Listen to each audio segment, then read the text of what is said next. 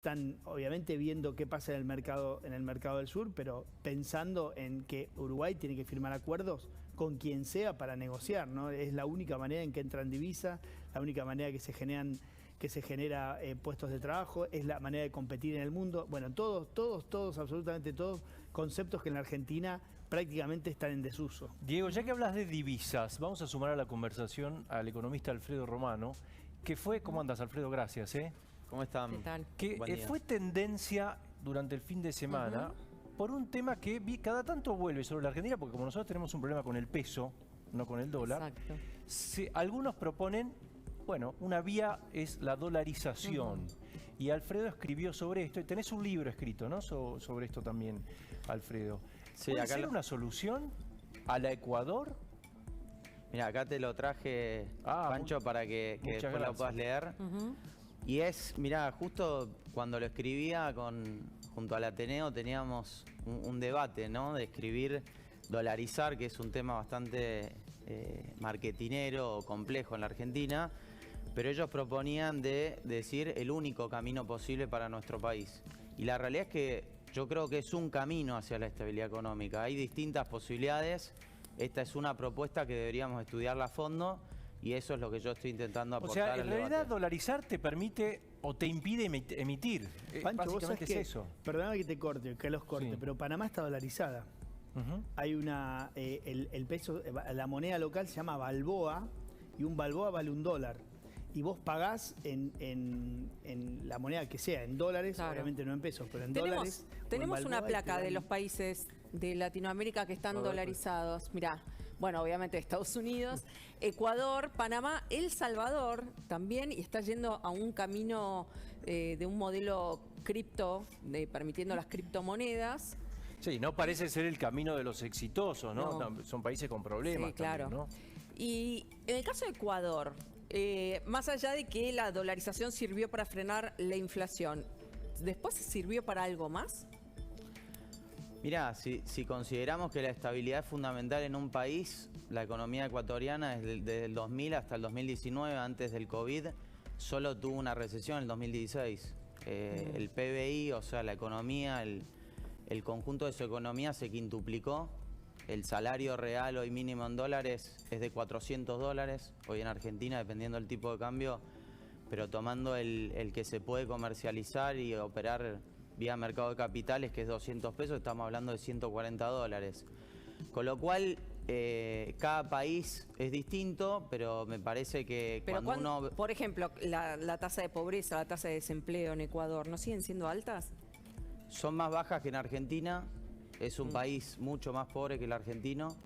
Es un país que tiene una economía muy primerizada, o sea, donde depende muchísimo de los términos de intercambio, pero que uno ha visto un crecimiento sostenido en el tiempo. Eso en el libro está, y hay un par de gráficos. La evolución de las exportaciones lo mismo. Los niveles de pobreza, cuando uno ve la década del 80 y el 90 de Ecuador, comparado a estos 20 años de la dolarización, ha caído. Entonces, no hay ningún modelo que sea perfecto. En Suiza también se quejan. Yo tuve la suerte de tener compañeros suizos en Alemania y se quejaban también del modelo que tenían. Lo que tenemos que plantear es dónde está hoy parado Argentina, y la realidad es que hoy nuestro país está en el subsuelo del subsuelo. Alfredo, expliquemos técnicamente por qué vos pensás que sería una salida a la dolarización. ¿Qué permite y qué impide?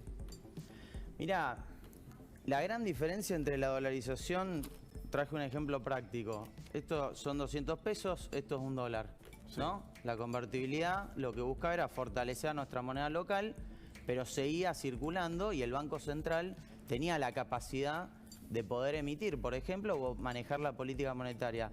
La dolarización te saca el cheque en blanco de la política, que es el Banco Central, que es algo que no lo hemos sabido manejar en 50 años. Ningún gobierno supo independizar al Banco Central, y siempre es un cheque en blanco, como lo estamos viviendo nuevamente en Argentina desde el 2020. Y por otro lado, lo que te genera es una caída abrupta de la inflación, una estabilidad prolongada en el tiempo, y que después la dolarización es una medida más en un conjunto de decisiones de política económica que tienen que venir acompañadas de fiscales, laborales, comerciales, para que realmente funcione en el mediano largo Pero o sea, plazo. lo que estamos diciendo es, si pudiéramos dejar de emitir moneda, no sería necesaria una medida drástica como esta, ¿no? Claro. Esto es una cuestión de que la Pero, dolarización Pancho, te obliga a no emitir. A ver, yo la verdad que no estudié el caso Panamá, pero sí estudié el caso de Ecuador alguna vez. La dolarización, básicamente el problema más grave que tiene para los países latinos es el gasto público, que tenés que controlar el gasto público. O sea, ¿qué pasó en Ecuador con Correa? Vos te debes acordar, ustedes se deben acordar cuando los clubes de la Argentina, digamos, adelantaban, la AFA les adelantaba los derechos de televisación de los años siguientes y se la gastaban, ¿no? Sí, claro. En este plantel para que sea campeón. Bueno, lo mismo hizo Ecuador con los derechos de exportación de petróleo. ¿Por qué? Porque la dolarización, si no te ingresan dólares vía Expo o vía algo, o en su caso inversión extranjera directa o deuda, o la típica deuda, no podés emitir, digamos, porque en teoría la convertibilidad vos tendrías que tener más o menos, o sea, de alguna manera te tienen que ingresar dólares, que vos no los podés emitir. Una de las razones que vos necesitas es manejar el gasto público de otra manera. Que Claro, los países estás de América obligado a Latina- controlar el gasto público. Claro, entonces, como por ejemplo Ecuador no manejó el gasto público en la última época de Correa, acuérdense, el populismo, digamos, en uno de sus modos más puros, en América Latina, de América Latina de Correa, se gastó los derechos de petroleros de los años siguientes. Cuando sube el próximo, se encuentra con que ese ingreso no lo tiene más. Claro. Y el gasto público sigue estando, ¿entendés?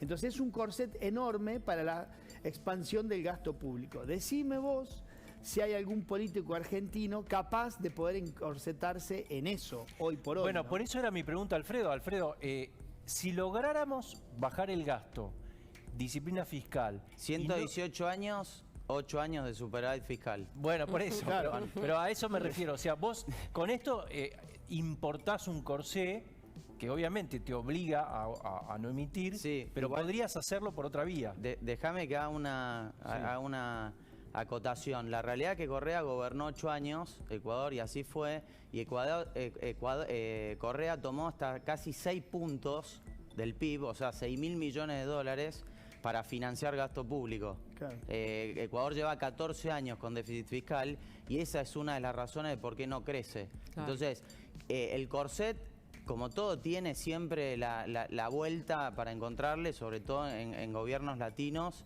pero la realidad es que lo que nosotros me parece que nos tenemos que plantear seriamente es que si no damos un cambio de 360, Argentina en 10 años, lamentablemente, nos vamos a parecer a muchas economías africanas. Desde todo punto de vista, porque hoy tenemos 60% de pobreza en la juventud, que son el futuro. Fíjate lo que pasó en los 90, por ejemplo. Vos no tenías la imposibilidad de emitir, pero empezaste a endeudarte en la segunda mitad. Claro. O sea, siempre encuentra el atajo la dirigencia Bueno, política. no te Ese olvides es el que tema. ahí se combinó la deuda, que hasta que un día de la Rúa le dijeron, mirá, en diciembre Claro. no te prestamos más, y pasó lo que pasó, y se combinó también las privatizaciones, que también ingresó mucho, Y se lo gastaron. Claro, muchos dólares. Y también no te olvides que había mucha inversión extranjera directa, porque las ecuaciones que había que tenían al dólar como moneda, o vos ibas a cobrar en pesos, que ibas al banco y lo vendías en dólares, eran muy atractivas para el mundo. Entonces hubo mucha inversión extranjera directa. De hecho, la infraestructura con la que se beneficia Kirchner fue construida en los 90, gracias a esa teórica estabilidad y esa convertibilidad de 1 a 1, ¿no? Claro, Sí. pero esa convertibilidad también se agotó en algún momento Bueno, y pero al porque gobierno no- le nunca costó bajaste el salir gasto. de ese modelo justamente porque había tantos intereses económicos creados en torno de que siguiera esa convertibilidad del dólar con el peso. A ver, claramente, como te digo, los países van buscando la especificidad de su economía y de sus ventajas comparativas y van produciendo eso para ser más productivos, justamente, ¿no? La productividad, que es una palabra que duerme a todo el mundo, posiblemente la mitad de los televidentes se haya dormido cuando dijimos productividad, pero es básicamente ser más eficiente para venderle al mundo. Claro. ¿Entendés? Argentina nunca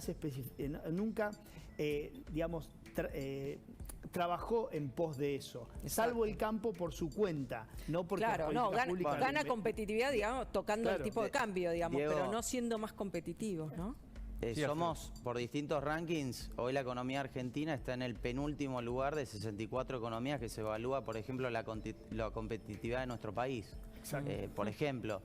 Pero me parece algo que quiero dejar, que me parece interesante, La realidad es que también en Argentina tenemos que democratizar definitivamente la moneda, porque lamentablemente el peso es para la gente pobre, porque la inflación, la gente que no tiene capacidad de ahorro, es la que realmente sufre. Pero la gente que tiene cierta capacidad de ahorro, ahorra en dólares. Y que volvamos a pensar, después de...